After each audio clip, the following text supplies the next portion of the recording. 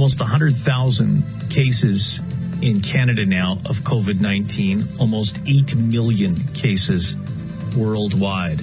University of Ottawa epidemiologist Raywat Deonandan joins us now on 680 CJOB. Have we seen any numbers like that in modern history? Almost 8 million worldwide cases. Wow, that's an interesting question. I'm not prepared for it. Yeah, I mean, there are some bigger diseases. Malaria is still the biggest killer historically in the world. So that is the king of the mountain still. But in terms of infectious diseases in a short period of time, this is unprecedented in our lifetimes. And in that way, we've done pretty well, haven't we? I think so.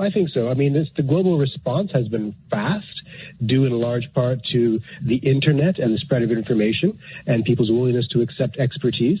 So globally, the reproduction number is diminishing a little bit. So we're seeing growth areas now in the low-income parts of the world, but the Western world seems to be on track for resolution of the first wave. As of Friday, we were hearing that one vaccine was into phase 3 of clinical trials. Would that be pretty unprecedented in terms of the speed at which a vaccine could be mass-produced and really jabbed into our arms? Oh, absolutely. In fact, I think the world record for a vaccine from conception to distribution is 4 years, and I'm right about that. And I think the conceivable fastest it could be produced, assuming that all things work out, is about 18 months or 2 years.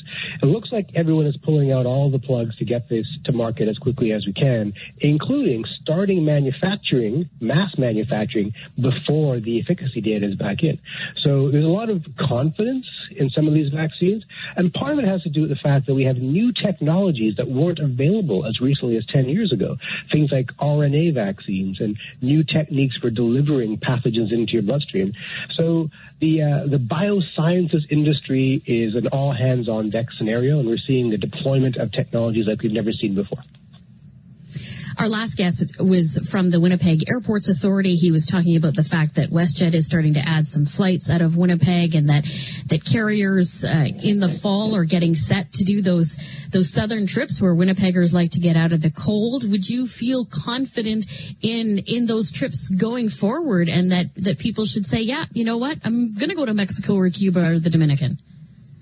Well, it depends on when. Right now, nope, not me. And I don't recommend anyone else does either, especially if you're from a place like Winnipeg that has a pretty well-controlled epidemic. Why go to a place where the data is unclear and unclean and where the risk of infection is high? Mind you, come the fall, it might be a different situation. We have to wait and see.